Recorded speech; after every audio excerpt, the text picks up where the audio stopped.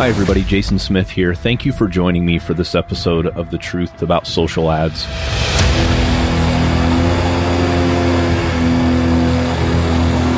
I'm an agency owner specializing in Facebook and Instagram ads, and I have dedicated my professional life to helping you learn what others won't tell you about Facebook ads.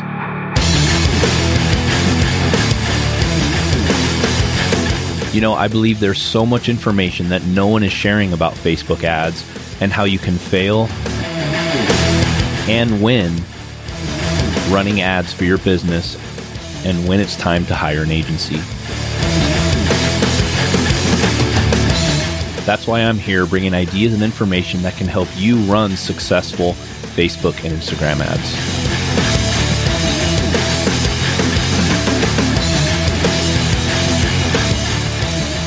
Hey everybody, hope you're doing well. This is Jason and Eric coming at you with another episode of The Truth About Social Ads. Excited about today's episode. We're going to be talking about images versus videos with Facebook ads, an interesting topic that we deal with every single day, huh, Eric? Yep, every single day. Do I need videos? Do I need videos? Yep. Yes, you do need videos. Yes, you do. And don't record them on your iPhone and not have a mic and all that stuff. Oh, it's funny. That's what we're going to talk about. Yeah. Sometimes that's good. Sometimes that's bad. Right. Well, we're going to get into a lot of cool stuff in today's episode about images versus videos, mainly about videos, because there's a lot you can do wrong. There's a lot you can do right. Yeah, Eric's got a really cool background in video, and he's going to share some really cool stuff with us about videos. So, Eric, let's get into it, man. Okay, cool. So let's talk about videos. So the first thing I want to point out, my background in video is I wanted to make beautiful videos, and I did that. And then what I learned is that sometimes that converts into selling things, and sometimes it does not convert into selling things.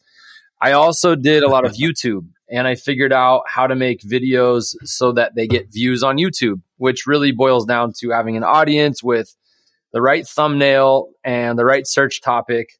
There's a lot more than that, but those are the main things there. Now, getting into paid organic, and Jason really is my full mentor when it comes to paid social. I did a lot of organic and social media stuff before, and a lot of digital marketing before working with Jason in Spotlight, but really working with Jason has taught me what sells, and that's what we're going to talk about today. So the reason I said all that is because some things work great for certain platforms and they work terrible on other platforms. And so we're going to focus today on Facebook ads and what works and what doesn't. And then at the end, we're going to give you the rundown of exactly the makeup of a good selling Facebook video and what that looks like. So let's jump on in. And Jason, why don't we start with overkill? That's just an interesting topic to me. When is a video? When can there be too much video? Yeah. Well, actually, can we actually start with the question that we said right at the beginning? Do I need a video? Okay, cool. Yeah, let's start with that then. We get asked that all the time. Like, do I need a video, guys? And we're like, yes, you need a video. Yes, you need. Okay, cool. So let's start with that then. Let's talk about why you need a video. So, if you can get across what you want to get across in one single snapshot, that's great. That's possible. What would you say? Like 10, 20% of the time, like you just are able to communicate everything you want with one still image. Maybe it's more than that. Maybe it's less, but you can't. What would you say? Yeah, it just depends on the offer, really. Like if it's an offer that they don't have to think about a lot, like for example, we work with people or clients in the pet industry. Yeah. Right. Some things in the pet industry, like, do you want a cleaner? Do you want a supplement for your pet to make them feel better? Stuff like that doesn't require a ton of thought, and the price point isn't $5,000. So it's like $20, right? Yeah. You could probably portray what you want in an image fairly well. Video would be awesome, but an image may work really well in that scenario. Yeah. You know?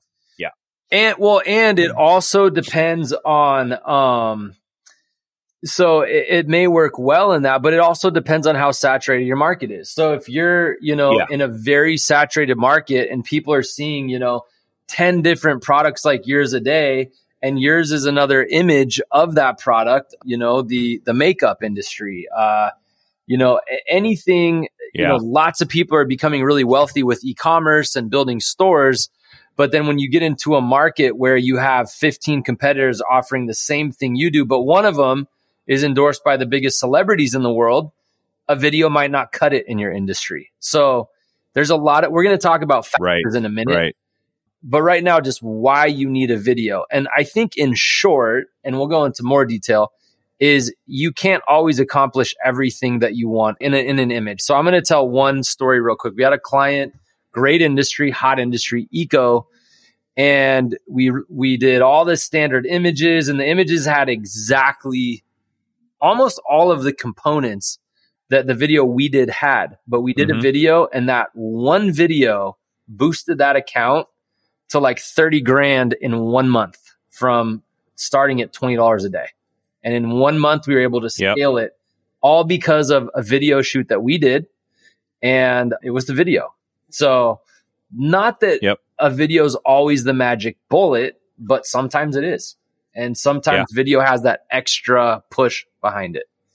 Yep. Yeah. And video has something where, and you don't even have to be really good on camera. Like, man, I am horrible on camera, right? But video has a way of you either relating to your audience, building trust with your audience, like an image can't do, you know? And when it's what you said, Eric, like kind of like an eco-friendly product, like that, and you have a video explaining why, we need to be more eco-friendly these days and how it's better for the environment, stuff like that. That's a lot better than just having an image saying eco-friendly. Yeah. Right. So in that case, a video would be warranted more than an image because you're really trying to connect with the audience, build trust. There's a certain connection that you make on a video. I mean, dude, like how many videos do people watch a day on Facebook and Instagram? Yeah. Millions and millions and millions of videos. Yeah. And they watch a video, they'll scroll right through a still image, but they'll watch a video for 5 minutes, sometimes no matter how dumb it is. And when you say 5 minutes, that again, to the audience, that depends on where they're watching. They will do that on YouTube. A lot of times do it on YouTube. They'll for sure do on Netflix if they're streaming something. But when it comes to an ad, we'll get to it later, but you really have 1 second. You have 1 second to pull the audience in on Instagram and Facebook, because it's a matter of you swiping your finger up and going, not interested. You have 1 second. Right. Yep. Yeah. We'll get into a little more details on watch times and why all that's important and all that kind of stuff. So let's talk about numbers real quick. So the key number that we look at for video is click-through rate. And an image and click-through rate essentially is what percentage of 100 people, what percentage click on that video. On Facebook, a healthy click-through rate is 1%. We've seen as high as 10%, 8 to 10%, but that's like very, very extraordinary. You're usually going to be a good click-through rate will be 1 to 2%, 1 to 3%, let's say. So that's all. And let me just talk really quick why with videos too, because normally you're thinking, oh, if it's an image, then you're going to look at the click-through rate, a CTR, right? Well, the thing is, and we'll talk about this in a minute, but the watch times are so short on Facebook now, you can't really rely, because Facebook has a couple different numbers or metrics for how they measure what you watch. They have 100%, they have 75%, they have 50%, and they have 25% and 10% video watches. So like, it's funny because with videos on Facebook and Instagram, people are making a decision within a couple seconds whether they want to click through or swipe up. And so in my mind, the CTR, click-through rate, is a more accurate outlook at the video and what they're doing to take action, not just watch it. Because I could care less if they watch 100% of my video. I want them to take action. Yeah. And that's why we look at the CTR. Yeah. And funny enough, the client I was talking about earlier, within the first, it was like the click was happening in like the first 3 seconds of the video, but that first shot in the video stood out and spoke directly to the people that we were targeting and went, oh my gosh, I want that one. Like, I want it now. And they didn't want to watch the rest. They just clicked because they wanted it and then they bought it. Right. Which we wish everybody could have that level of success. But, average, you're going to have 1 to 3% click-through rate is a good one. And the way I kind of think about it is a video is like you get the first impression. That's like your image, but then you get usually 5 more seconds because, your average watch time is about 5 to 6 seconds. And that's going to come into play at the end when we talk about the makeup of a video. But you have that first impression, but then you have 5 more seconds as they're scrolling through Instagram or Facebook to look and then watch for 5 seconds and then make a decision. Whereas if it's just an image, they're going to look, make a decision and move on. So that's really where the power of video comes in. So click-through rate and watch time and video views. Those are kind of the metrics that you want to look for. Any other you want to point out? I think those are the primary ones, Jason.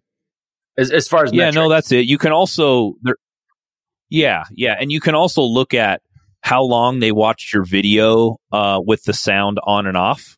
Mm-hmm. So normally they watch it with the sound off. They're probably at work or we're walking around or whatever. That's why, just a helpful hint, it's like you have to make sure you have captions on your videos. We've done extensive testing on this too. And what's amazing is when you don't have captions, your click-through rate declines tremendously because people read the first second or two of the video. And like Eric said, average watch time on Facebook right now is about 6 seconds. So when clients come to us and they're like, oh, hey, I made this awesome 2-minute video. I'm like, oh, great. That's not, we'll put it up, but I can guarantee you they're not even watching 30 seconds of that video. Yeah. Average watch time. And again, this is an average. There's going to be people that watch the video to the end. There's going to be people who watch 50% of it. There's going to be people who watch 10% of it. But what we look at is the average watch time because we want to know. Because we're telling clients we need a 15-second to 30-second video, no more than 30 seconds. And it's because it's like wasted space and wasted air if you do more than a 30-second video on Facebook. And clients will be surprised, and people in general will be surprised how much you can get in 15 to 30 seconds in a video. Actually pretty long. Yep. Yeah. And again, to kind of contrast on YouTube, and I guess we should point out what device people are watching on and what platform is also important. So on Instagram, if you're watching a video, many people will scroll through Instagram while they're in an area where they have their audio off. And so that's why the SRTs, or the captions, I should call them. That's the SRT is the file type when you download captions from rev.com. And anybody who hasn't used rev.com, it's $1 per minute. You can expedite it and it doubles the cost. So if it's a 2-minute video, it's $2. If it's, expedited, it's $4. So it's $1 per minute. But it depends what platform you're watching and what device. If you're watching it on Facebook, on desktop, you might get a little longer of a watch. If you're watching it on Instagram, chances are half the time sound's going to be off and you're really going to need those captions. So take into consideration, is your audience older and are they all on Facebook? That's going to influence how you create your video. So keep that in mind. Anything else there before we jump into the part I wanted to talk about first, overkill? Overkill is an important one. No, I think we've pretty much covered everything. Video is super important. If you have an agency running your stuff, or if you're running your own ads, step out of your comfort zone and record a damn video, please. Yeah. Yep. And really the reason that Jason says that is it can turn your account around. It can take you to on the line of a 2 return on ad spend to a 4, where your profit margin just that wouldn't be doubles, but where your profit margin increases substantially. You're making more money. So video definitely can have a good impact. And there's two types of video. We'll talk about right now. One type of video is a TikTok style video, a reel style video. Another is a high production quality video. We'll get into that. But one thing I want to touch on real quick is overkill. So we want to test, and on average, we want a really well shot video or mixed downs of those videos. For us, it's healthy to do that maybe once a month.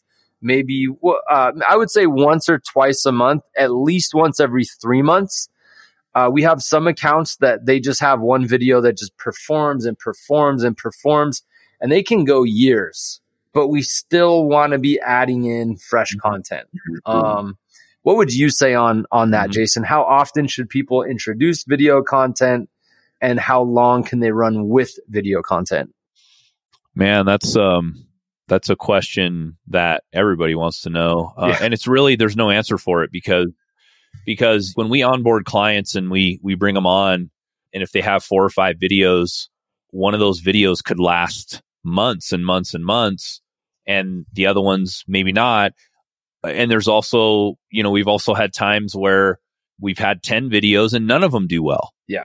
And so you don't really know. What you have to look at is all the numbers. Like, you got to look at if people are clicking through, if they're reacting correctly to the ad, if they're engaging with the ad comments, depending on, like, the comments will tell you everything. Like, people will be like, "Oh, this sucks," or "Oh, this is awesome," or whatever. But really, what the ultimate goal that you want to achieve is for people to take action after the fact, after you've recorded your video and all that good stuff. So it really just depends. I mean, there's no set time frame. We have an account right now that one of the same videos has been running for a long time, and our clients like, "Hey, why are we still running the same video?" I'm like, "Because it does awesome still. That's why." Working still. Still works. And it's like, I don't care if you guys don't like that video. It's working and you're getting a 10x return off of that video. Like, why do you want to stop it? So it all depends on the numbers and how things go, really. So to answer the question very simply, there is no time frame that anybody, and if they tell you a time frame, they're blowing smoke up your skirt for sure. One thing that we do always say, though, is a video may or may not change things. A lot of people are like, "Oh, I'm going to do a video and it's going to change everything." You have to keep in mind that on Facebook and Instagram, it's clickbait. You want to avoid clickbait style things. And when I say that, you may be able to bring up your click-through rate, but everything ties in. Your landing page, if you're doing leads, your Shopify store, if you're doing e-commerce, it ties in. Once they click, then they still have to have a good experience. You can create images and videos that will get people to click based on how you target. Might not solve your problem, though. So keep in mind, it may not be just the videos the answer. It's probably also something after the click. And we try to look at the whole process, not just the click or, different parts of the process. We try to look at the whole process, or we do look at the whole process. Yeah, and that's where it gets a little convoluted sometimes, because what happens is if click-through rates are really high and we know the engagement is good and we know the audience is a right fit for the client, and we're sending traffic and they're getting tons of clicks and stuff, and they're not taking action, that means it's probably a website issue at that point. So your video could be the best video in the world. If you don't have a good sales funnel, or you don't have a good product, or nobody wants to buy it, doesn't matter. Yep. So anyways. So now let's talk about contributing factors on video. So number one, trust. You're able to, and this is the one Jason said, or one of the ones Jason said, is you're able to get more trust when people watch a video. They're able to get a better feel for your product and your brand. You're able to show social proof, testimonials. You're able to show it in use. You're able to feature a model. You're able to portray passion, feeling, emotion, which it's very hard to capture all of those in one image. So that's why videos are so powerful. And really what that boils down to is trust. You're able to get people's trust. Anything else to add there, Jason? I'll go to that's awesome. Okay, yeah, cool. I totally agree. Niche next. If you have a niche, and I'm going to kind of combine this with celebrity, and I don't just mean celebrity as A-list celebrities. I mean celebrity as, someone there's podcasts out there about astrology and architecture and everything. And you could have a local celebrity or an industry celebrity that, you can target people, and then that celebrity you can pull in, and people love to hear those people talk.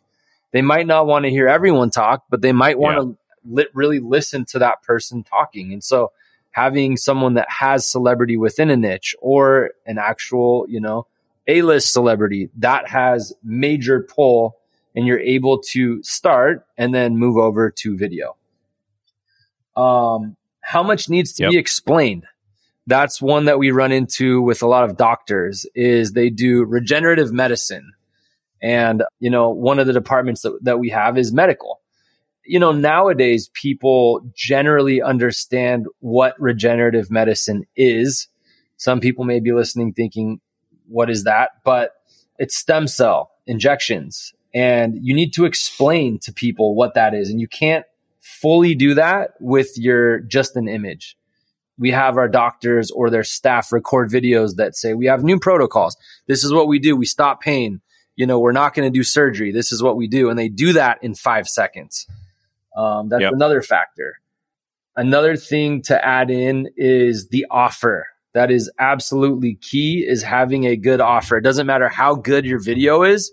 If you don't have a good offer, you can get people to click, or you can create the best video in the world, and you're just not going to get the sale because you don't have the right offer in your video. And then last thing I want to talk about is makeup, the makeup of the video. There's good production quality, high production quality. And then there's what's hot right now, which is TikTok or Instagram Reels style quality. And I'll be honest, there's a few accounts we've really got to spike because of those TikTok style videos. We have a team of filmers that can go out and shoot with the red and make these movie looking videos, which the right time, the right place, that's a great strategy. But at the same time, like a lot of the younger audience right now, they look at, reel style videos, and that's what they resonate with. So know your audience and build your video around that audience. It's really important to know what people want to see and what are they looking at every day, and then build your video around that. For some people, that's a huge relief. You mean I don't have to hire, a big film crew, and I can just have like user generated content? And we tell them yes, and they're, really stoked. And then not only that, it performs well in the right industries and niches right now. Yep, for sure. And then last one I'll say is, how well thought out is the video? And we'll get to the makeup in a second here, or in a minute here, but have you thought through, what do they need to see in that first second? What do they need to see in the first 5 seconds? What environment is it shot in? Is it dark? Is it light? Who are the actors? What are they doing? Just everything about the video as well. So those are the contributing factors. Anything to add there, Jason? No. How about you talk really quickly about like sound quality? Like, do you need a little lapel mic or a Bluetooth lapel mic or something like that? Like echoes and things. Yep. The lapel mic will probably get rid of a lot of the echoes, and there's nothing worse than having a really cool video and then you just sound like all echoey and crappy. Yeah. And the one thing I would say, there's really 2 factors there. I mean, there's obviously a lot of factors, but there's 2 really, really big factors when you're going for a high quality video. And the first one is your sound. Your sound can make or break a video. If you're holding it on an iPhone and, someone's standing 6 feet away, it's going to sound like either you're in an echo chamber or you're far away. Yeah. So having a lapel mic, you can get a wired one for your iPhone. If you're shooting on iPhone, the hard part, and I will talk about this, is that a lot of the wireless mic systems, they don't work. And I actually used to work with an AV company. And what they told me was that what happened is, with the wireless mics and lapel in that industry, the government or the armed forces got the good radio frequencies. And so the ones that cost like $100, they don't work, and you'll get static, you'll get feedback. The ones that work well, Sennheiser is a good one, and they're $600 for one mic. So they're expensive. Wow. Yeah. And that's why when people, they want to shoot with an iPhone, I just say, get a lot, like a, 15-foot wired one, plug it in, you'll get awesome sound. You don't have to spend $600 on a Sennheiser, like, really good wireless one that has the right frequency. So we should put that in the show notes for anybody listening. I'll find a really good wired one, and then also a really good, or I'll put the Sennheiser ones. So the second part is your lighting. And if you're shooting yourself, I'm going to give people the most basic instruction for video. If you're shooting it with an iPhone, is have the natural daylight behind the camera illuminating the subject, and stand about 6 feet away from the subject. That's the best one piece of advice I could give anybody that's shooting their own videos on camera, is have the natural daylight behind the camera illuminating the subject. And those two things can really make the difference of having a well shot video and then having a video that's cringe or hard to watch. Yep. Cool. That's awesome. Yeah, Eric knows a ton about video. He's the man when it comes to that. So, and we have some really good filmers. We've made some pretty awesome videos for our clients that we see them and we're just like, yes. Yeah, they are awesome. Yeah, they really do help. Yeah. Okay, now let's talk. Before I go into video makeup, like what specs and everything like that, Jason. Anything else you want to cover as far as numbers, contributing factors, anything like that before we go into like the nitty gritty specifics? No. And you can also create custom audiences from video views. I haven't found them to be super, super successful, but they do work, a little bit. So you can do that as well on Facebook. But that's it, man. For me, I'm not a video guy. Eric is. So this is his is his topic. So I'll let you continue here. So the last part I want to talk about is essentially the makeup of your video. So there's on Facebook, currently best practice is use all placements. That's what we do. And that includes, Facebook, Instagram, Messenger, Marketplace. There's, and I hate saying a number because if I say 17, next week it might be 18. So there's, let's just say 17 different placements. And what I like to do personally is I like the videos to be 1,000 by 1,000 on Facebook. The reason that I like that is because on Instagram, it's going to take up the most space on your screen in the feed. It's also going to adapt well on Reels and Stories because you're going to have a 1,000 by 1,000 in the middle, and then you're going to have text and caption above and below. So it works really well for Reels. Instead of dividing up all the placements, like if you divided up every placement on Facebook, it would be a nightmare, which is why they built the system like that. Yep, exactly. And then, so you have 1 second. In the first second of the video, you need to put the most important thing that you want people to see. This is the product in use. Like that's what you want in the first second. And then you have 5 seconds to get the click. Now, depending on your niche, depending on the celebrity or the product or whatever's in the video, you may get more view time. But as a rule of thumb, based on the numbers and, experience, is you want the first second to pull, and then the first 5 seconds you have to explain whatever it is you want to explain. So average watch time is 6 seconds, 1,000 by 1,000, and then make sure that you have captions on. And if you're going for high production quality, make it high production quality. My personal preference, I kind of don't like in between, because in between to me, it says, not a full production. It's like kind of like a half measure. Whereas if you just do TikTok, Instagram, Reel style videos, people are used to that and they like it and they don't expect high production quality. So my preference is always to either, if your audience wants to see it, boom, film it, do the, like have it done full production. Pay whatever you pay between $5 and $30,000 for an awesome video. Or if it's user generated content, your product in use, shoot it Instagram Reel style, put that in an ad. And again, we've seen that turn accounts, not turn, but we've seen spikes from putting in those user generated content, those UGC style videos. Those are the key points that I would recommend for video makeup for Facebook and Instagram ads. Yep, exactly. And I think the last thing, we want to keep today's episode pretty short. The last thing I want to touch on really quickly is, we have obviously Eric's a great video guy. We have, guys who can film videos, and we also have a graphic designer that it kills video edits. Like the dude's super awesome. And we have a graphic designer on staff. So, you really gotta, if you're an agency owner, and you want to start offering those type of services, you really have to be careful because clients will abuse that 100%. We have clients that are like every single day, hey guys, I want this edited. I want this. I want that. Like literally give us 10 things in one day, every single day. And the next thing you know, we have a Google sheet of 50 items that we haven't even come close to testing half of them because there's just so much stuff.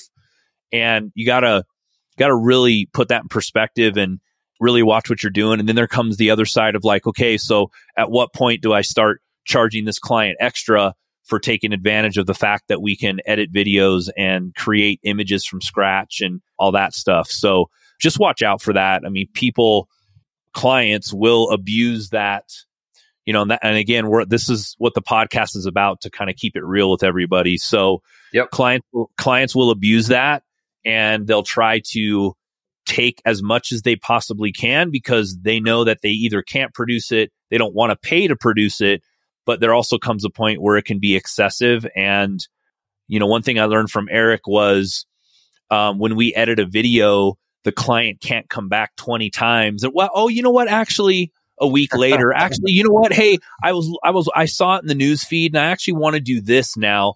Now we say, okay, you get what, Eric, 2 to 3 edits and that's it. Primarily, right? 2 revision rounds. Yeah, because if you just leave that open, then clients will be like, oh, hey, I don't like this now. Oh, well, the lighting's this. And I mean, trust me, we've been through it and we've learned from it. And that's why Eric's got to rein me in when it comes to video stuff, because I just don't know enough about it. And it's time consuming. I mean, it's time consuming to go through edits and do all that stuff. Most people don't realize what it takes to put together an awesome video, and it's hard. Yeah. Right, Eric? And then there's certain things like they might both seem like very easy things, and one might take 30 seconds and the other might take 8 hours, like literally. So you got to give them 2 revision rounds, all the revisions submitted at once. And then, you take it, and as the video experts or the advertising experts, we're then going to weigh out like these are good. And it's another thing I'll point out, and with what to add to what Jason said, is sometimes say no. Like, we're not going to put that in the beginning of the video because that's not going to work. And one strategy I've found is that if the client really wants something at the beginning of the video and you don't, do both and test them. Yeah. And right. I like, hey, I hope I'm wrong. I hope that, that way works better than my way. But typically, like that first second, I know what we need to feature based off the product, but just do both. If they really, want to do something, just do both, test them both, but get all those revisions in at once so you can do both mix downs at the same time. Yep. And I would say don't be tied too much emotionally to, if you have 5 videos and you really like one of them, don't be surprised when we test it and it just totally flops, because it's always the video. That's why I usually take emotion out of the videos, especially when we test videos and images, right? Both. Because I kind of get a little crushed and I'm like, dang, man, like I thought that video was going to do good. And it turns out it was the one that I thought wasn't going to do good. So you never know. Strip all the emotion out of it and just test them, and that's the only way you're going to figure out who the winner is or which one the winner is. Yep. And which one isn't. So 100%. Awesome. All right, cool. Well, Eric, you want to cover anything else, or should we wrap up here? I think that's it. We just wanted to go over the makeup of a good quality ad video and images versus videos. So that's it. Let's end it there, and we'll catch you guys on the next episode. All right. See you guys later. Thanks a lot for listening. Bye.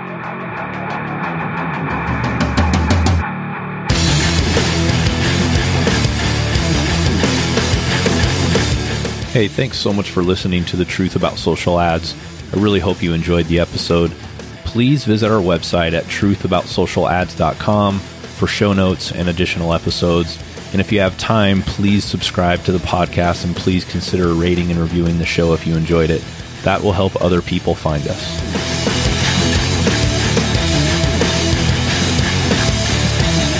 By the way, I would love to hear from you. Please send me an email at jason@spotlightsocialllc.com with your feedback, questions, or a topic you'd like me to talk about on the show. If you send me a question, maybe I'll read it on the show. See you later. Bye.